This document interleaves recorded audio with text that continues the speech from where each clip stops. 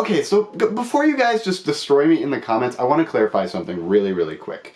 I'm not against the general consensus and ideas of feminism.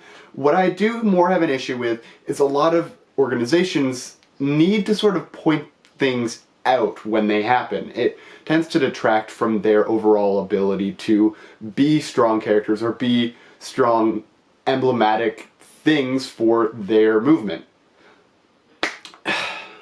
Anyway guys, this is going to be a complete shit show, I assure you, so I apologize in advance, but anyway guys, here we go with the most controversial episode of Reflections there is about #feminism.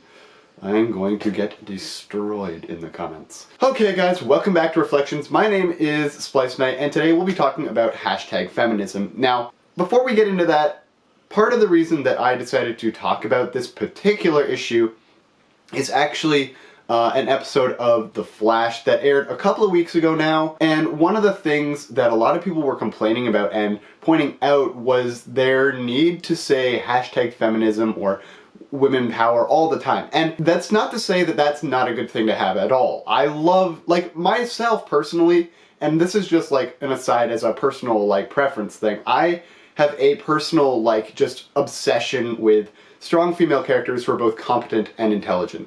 Great example of that is actually behind me. You'll see Yang Xiaolong of the show RWBY, which I've done previous videos of, and actually a AMV of Yang before. And basically my attempt to do that video was to sort of create a sense of power that they really bring across in the show, in the video. But my point is that I really dig those sorts of people. And I feel like a lot of the times in modern feminist media and sort of things that are trying to brand themselves as feminist tend to take an approach that more than anything just sort of pulls them away from being strong characters. Now, the way that they do this, before you guys rip me apart, they do it in a couple of different ways, and it generally weakens the character. Okay, so one of the things that they tend to do, and this is something that came up a lot in this latest episode of The Flash, was the #feminism, #strong women thing that came out all the time. Now obviously, having strong women and having intelligent people isn't a bad thing. What I will say is kind of detractory from that is when you point it out within the narrative with the characters. Now, obviously, what I mean by this is, if your character is verbally calling attention to something, do it in a way where it's not literally a hashtag for one thing, because, oh my god, first of all, it breaks immersion, and it also feels like all these things that the characters previously did was in service to this sort of emblematic attitude of, this is how we're going to brand them this way, and then we're never going to represent them that way again. And unfortunately, it breeds this sort of feeling of the characters being paper thin and not developed enough. And that's really an issue for me, because I like it when my female characters are just as in-depth and faceted as a lot of my male characters that I see. Great example of that is something that has not been brought to visual media yet, but Valkyrie Kane is one of, if not my favorite female character in existence. She's part of a series called Skulduggery Pleasant, and if you haven't read it, I most definitely need you to read it. It is a fantastic tale about a girl who is, in every sense of the word, she's human. She's able to empathize, she's able to have her own opinion, she's able to be a snarky motherfucker 90% of the time, actually, which is one of the things that really draws me to that sort of character, is a snarky competence to them, where they're able to see things and call them out as they are as characters and be very quick-witted and intelligent. That's something that personally appeals to me like crazy. But more than that, there's a reason it actually does, is because it shows a level of character depth and development that properly portrays a person that you can actually relate to and say, like, even most people tend to go to the male main character for whatever reason, female or male. Generally, the character that most people in that series enjoy is Skulduggery, the male character. I personally fell in love with Valkyrie because she's straight up the most badass motherfucker ever, and she is proud of it in a way that doesn't essentially feel like she's being tokenized or itemized or brought up just for this one episode to feel cool for that one moment. Rather, she's just straight up that badass, and everybody around is able to actually acknowledge on a level that feels not just given to them. For example, in the Flash episode that I keep referring to, there's actually points where, unfortunately, it's mainly Killer Frost that really does anything very proactive and demonstrative of female strong character and just powerful character in general. And that is facing her demon, her opposite, her person that is essentially a conflict issue head on and directly. And she's not afraid to make the hard choices. And a lot of that has to do with her previous character development as a person, not, you know, this, I'm a strong female character and therefore I'm going to be doing these things. It actually has a lot to do with her original character motivations and her built up being as a character and not some fundamental generic shit that's out of nowhere. And that's kind of my problem with that, is it feels so baseline most of the time that you don't get any real depth to the character if you don't, you know, build them up from, first of all, from a strong character sense, but also more importantly, you don't make them feel like they're not just saying these things. You definitely feel like they can pull off what they're talking about. Like, a really good example of this is the film idea of show, don't tell. And what a lot of that has to do with is providing an emotional and almost psychological inclination for the viewer to understand the character being a total badass who's totally able to follow up on any threats or claims that they make. Now, a great example of this is we see Wonder Woman, the badass lady that she is, casually kick ass like no other. But another one of the things, for example, in the animated series, a really poignant episode to really demonstrate why Wonder Woman is the powerhouse that she is mind-controlled in a fighting ring against 4 other heavy-hitter females in the Justice League. And to really demonstrate that she kicks ass on a level beyond everybody else, when she's revealed, we have 4 pretty heavy fighters, people who really can kick ass, and the moment that they see Wonder Woman, they all back the fuck up. They know they've officially gone into shit creek. So, anybody got a plan?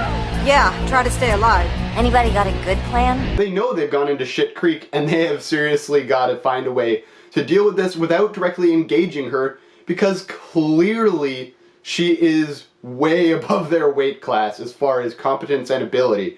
And even just in the reactions of the other characters, you essentially develop almost subconsciously in the viewer this idea that the character that they're dealing with ain't nobody to fuck with. Now, one of the other things that tends to be done is, as I've kind of been trying to go over briefly, is this idea of feats that are mentioned but never shown any real evidence that they can back it up. A great example of this is in Supergirl, the CW show that tends to get a lot of flack for the very, very pro-feminist attitudes that they bring across without feeling like the characters are very strongly developed as characters. And while I've been personally lauding the improvements that they've made over Season 3, there is still some definite leanings towards that. And one of the things that really does sort of give that feeling is the sense of Kara tends to make a lot of claims and demonstrates very little of her true capacity. It's a lot of talking of herself up, and it's not a lot of, you know, showing that she can throw her weight around in such a way, and her capacity to act really doesn't seem as built up as it should be, and that frustrates me because it makes me feel like they're only talking Supergirl up for the abilities that they never bother to show you. And myself personally, it frustrates me because I love Supergirl. Like, my opinions on the CW version are mixed, but if you watch the animated ones from Justice League... You lured us here. After your lackeys couldn't get rid of me at Star, you decided to deal with me yourself, on your home turf.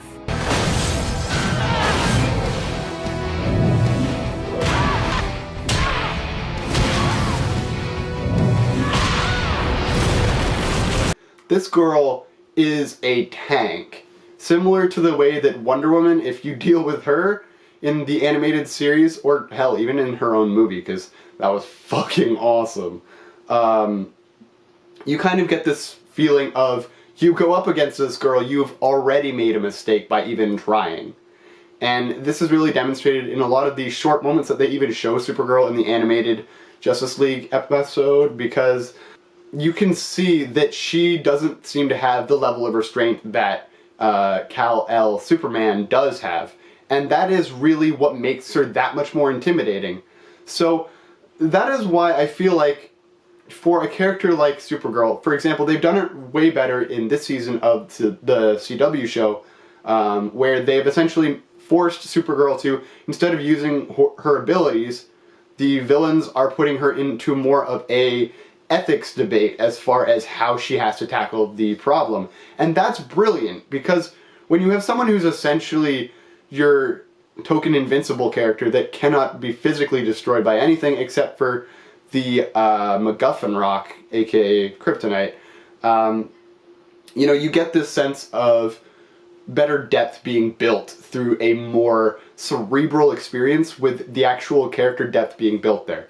Anyway, guys, it's like a weird, like, half rant about the CW shows not representing women in a way that's actually strong women, even though that's a lot of the messages that they verbally sort of give lip service or tout a lot of the time. And it's frustrating to see that, because I love seeing strong female characters. Another good example of strong female characters done well is Kim Possible. She is a type A personality, always driving for success, always doing these really intelligent and proactive and competent things, and most of the time she doesn't even have to talk it up. But she does, and it reinforces it, because she is seen doing a lot of these things in a way that demonstrates her own competence rather than her just sort of getting by on the skin of her teeth on some basic luck, where any character could have made it through this if they had the same sort of moveset. Because it doesn't, in a sense, make her this fluke character with superpowers. She is a character who gets by on the fact that she's smart, quick thinking, and she is physically insanely fit to be able to do battle with someone who's a professional criminal like Shigo, who's another great example of a strong female character, in that the typical servant-master dynamic is completely subverted in the show, where Draken and Ron are sort of shown as the bumbling male accoutrements to the clearly far more competent and intelligent females of Shigo and Kim, who constantly go up against each other in physical confrontations to further demonstrate that they're not just talking, that they actually have the competence, intelligence, and actual character depth to really be viable threats, or just people you want to be able to empathize and feel representative by. For example, the fact of the matter is, Shigo doesn't take anybody's shit, and the only reason she takes any of Draken's orders is because he pays well. It's not because he's a competent boss, he's not scary, and he doesn't have any sort of thing hung over her. She's doing this of her own volition to be part of that group, and it's almost entirely a very vain and kind of relatable thing, in that she wants to be able to make money, and she doesn't really care how she does it. So that's kind of my delving into strong female characters versus the hashtag feminism and sort of weak female characters touting strong attempts to try and portray strong female characters, and why it doesn't work, first of all, because it pulls you out of the immersion when people are calling attention to stuff like this deliberately, because their actions aren't doing enough to appropriately call attention to it and make the viewer aware subconsciously. My point being, if you continually break the fourth wall, essentially, or break the narrative for something that feels like a direct call out to the audience, then, as I keep saying, you break the immersion, but you also break the sense of realism to the person. And for me, personally, I find that frustrating, because it weakens the character because it feels like they're just being a giant billboard instead of an actual person who might approach the situation differently. A good example of strong female character is the idea of Barry not knowing who to lean on because he's the Flash and he's got all this power in the CW Flash show, and then Iris is able to say, you're not the only one who's the Flash, we are the Flash, in that you might be the guy with the costume and everything there, but don't be afraid to lean on us because we're there to support you. That's really, we're literally a supporting cast, so that's what we're there for, is to be your shoulder to lean on, to give you strength and to help you when you don't necessarily have all the answers. And that is honestly the best real option for that kind of development, is getting other characters to notice strong character traits and attitudes in those characters. If you have someone constantly telling you, you're not going to see it. And if you have them telling them things that do not get at least demonstrated or reinforced through a more physical element or demonstration, then you have just empty words without any real action or concrete evidence to actually back up these claims. So they just feel like thin, weak characters that unfortunately aren't very inspiring. And myself personally, I just want to point out that if this comes across as offensive, I'm apologizing right now, as I did in the beginning. But the reality is, guys, I just want to see way more awesome, diverse, intelligent, cool, and just generally badass females on screen. So this is kind of like a call out directly to screenwriters. Write some fucking decent characters. We know you're capable of it. Kim Possible, Shigo, and all these other characters that I mentioned before, Buffy the Vampire Slayer, Valkyrie Kane, we know that you're capable of writing these characters. So do it. Anyway, guys, that's just my thoughts. Sorry if I pissed you guys off again. Anyway, thanks for watching, guys. My name's Splice Knight. If you guys want to keep up with me off of YouTube and on other social media, my social media will be all right here, as well as in the description.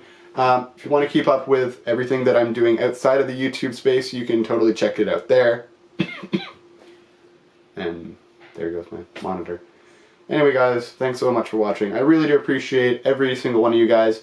And if you want to, you can always subscribe. Hit that little notification bell so you know each and every new video that I make, because I'm making them every week on Friday, and this is a legitimate schedule that I have been able to stick to more consistently than I have the 3 videos a week and everything else that I started out with. So, anyway, guys, god damn, I'm coughing a lot. Yeah. Anyway, guys, thank you so much for watching. I will talk to you guys later. Splice out.